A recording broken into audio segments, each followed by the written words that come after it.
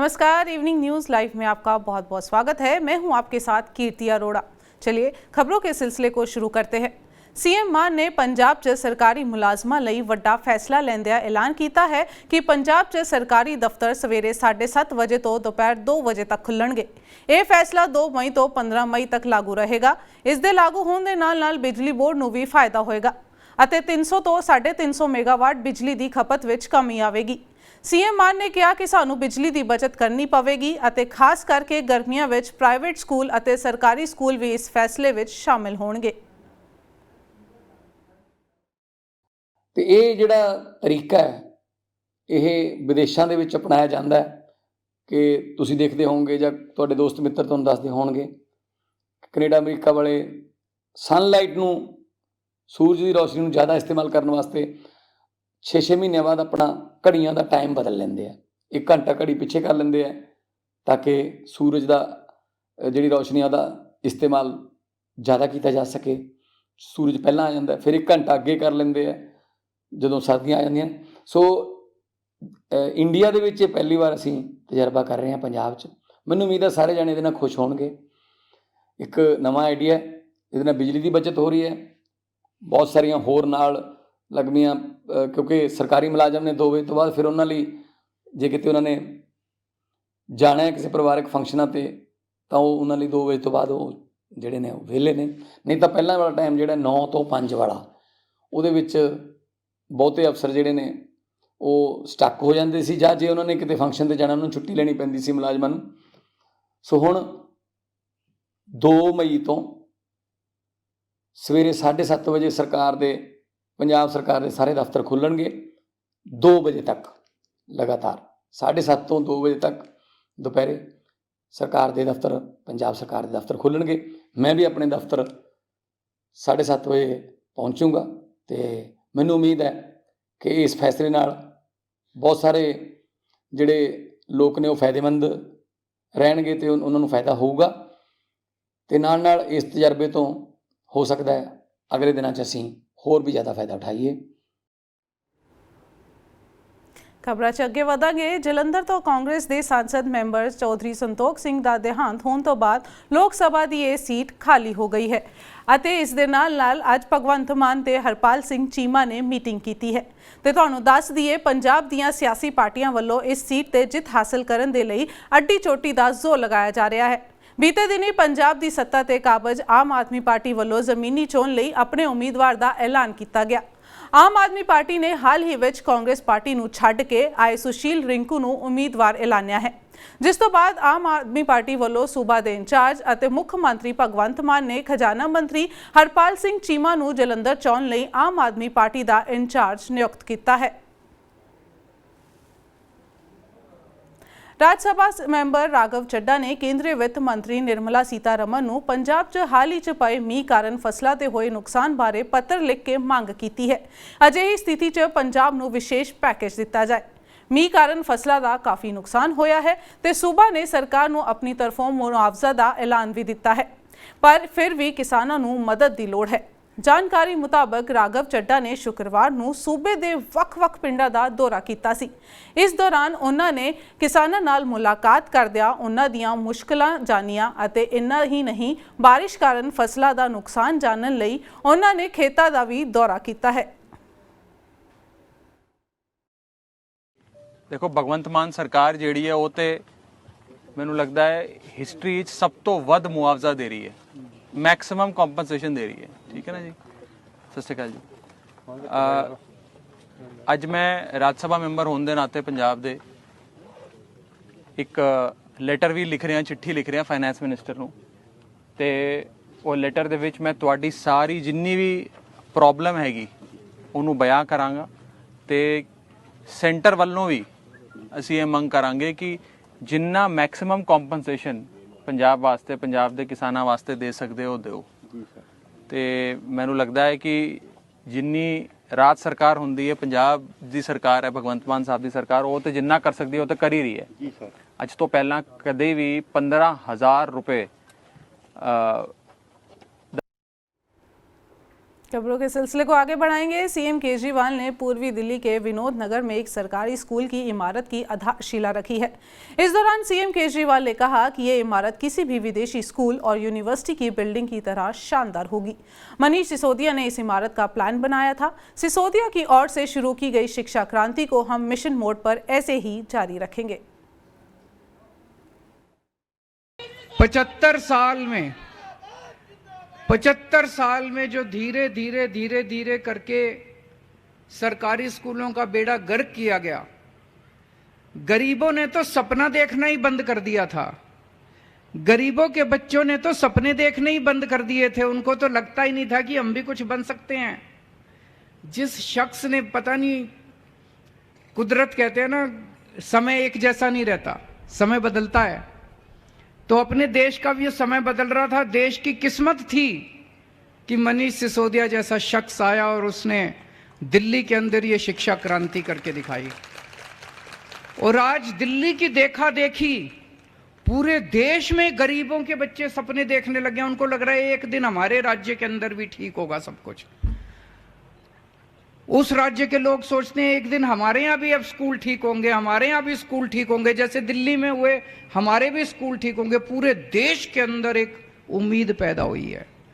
तो दिल्ली के अंदर जो काम हुआ वो मनीष सिसोदिया जी ने किया, लेकिन स्कूलों को ठीक करने वाले को भी इन्होंने जेल में डाल दिया।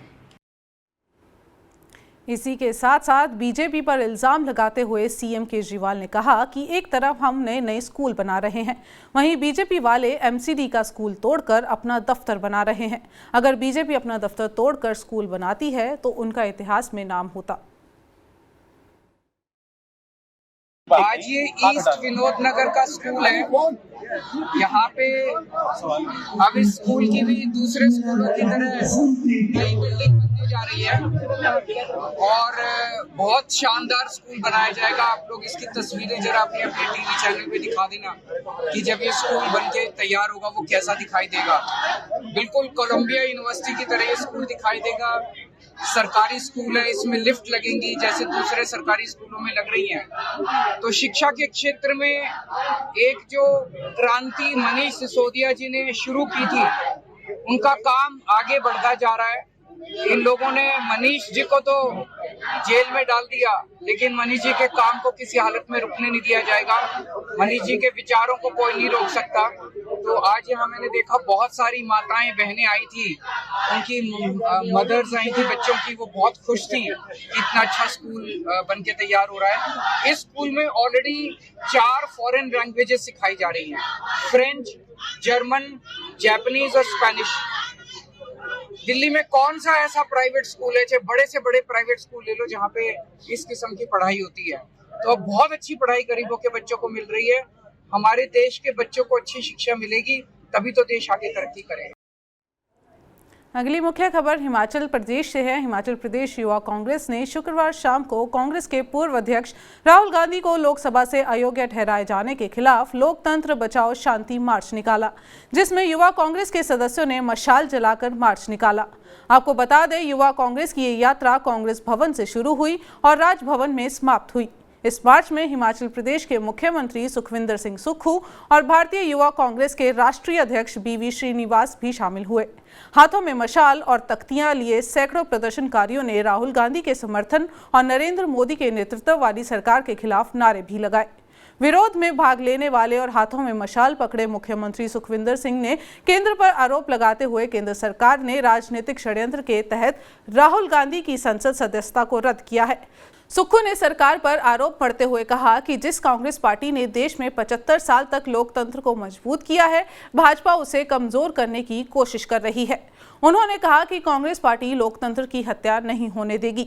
सीएम सुक्खू ने कहा कि यह महत्वपूर्ण है कि भारत में केंद्र सरकार द्वारा लोकतंत्र को बचाने के लिए सभी को एक साथ आना पड़ेगा। अगली मुख्य खबर हरियाणा से। Karan Kataria London School of Economics में अंतर्राष्ट्रीय कानून में पोस्ट ग्रेजुएट की पढ़ाई कर रहे हैं। करण ने छात्र संघ में महासचिव का चुनाव लड़ने के लिए आवेदन किया, लेकिन उनके ऊपर नस्लभेदी और हिंदूवादी होने के आरोप लगाए गए और उनको चुनाव लड़ने से रोक दिया गया।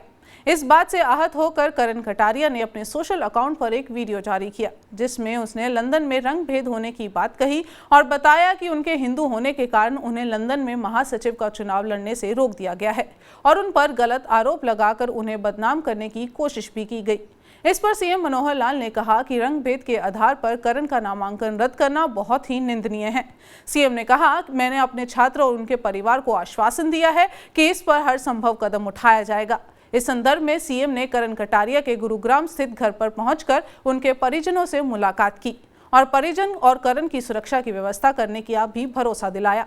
उन्होंने कहा कि कटारिया एक मेधावी छात्र हैं और इसके साथ किसी भी प्रकार का अन्याय नहीं होने दिया जाएगा।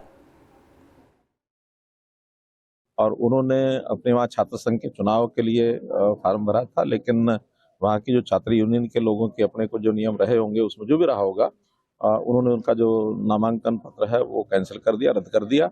और जो कारण बताया गया वो बहुत ही एक हल्की सोच जिसमें से ध्यान में आती है कि रंग भेद के कारण से और उसके नामांकन पत्र को दाखिल यानी रिजेक्ट किया गया है।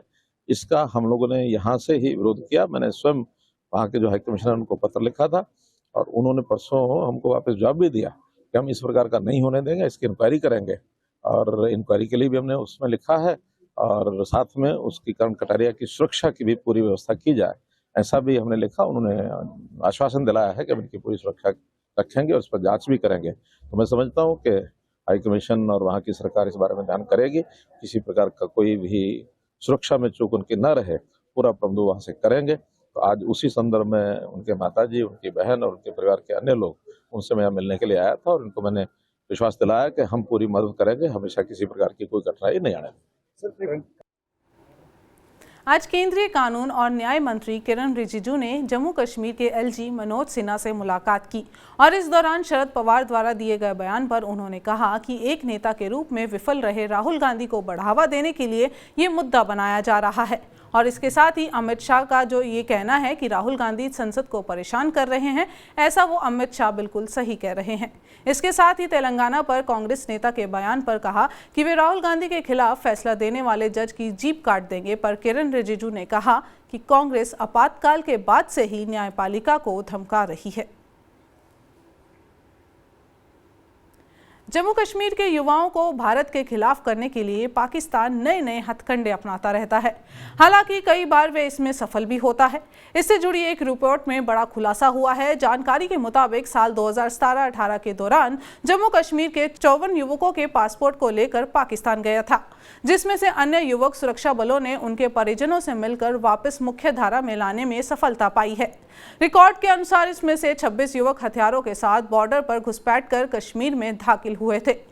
इनमें से कुछ एलओसी पर घुसपैठ के दौरान या फिर कश्मीर में सुरक्षा बलों के साथ मुठभेड़ में मार दिए गए, लेकिन 16 युवक अभी भी पाकिस्तान में हैं। बताया जा रहा है कि इन सब युवकों को हुर्रियत नेताओं की मदद से पाकिस्तान के लिए पासपोर्ट मिला था। सुरक्षा एजेंसियों से जुड़े सूत्रों से मिली जानकारी के मुताबिक पाकिस्तान ने आतंकवाद का नया तरीका अपनाया है। ये लोग ब्रेन वॉश के बाद आतंकी समूहों के स्लीपर सेल भी बन सकते हैं। वहीं सुरक्षा बलों ने एलओसी पर कड़ी निगरानी रखी हुई है। खबरों के सिलसिले में आज बस इतना ही। अपने राज्य से जुड़ी हर खबर के लिए आप देखते रहिए TV9 पंजाब, हरियाणा, हिमाचल और जुड़े रहिए इवनिंग न्यूज़ लाइव के साथ। नमस्कार।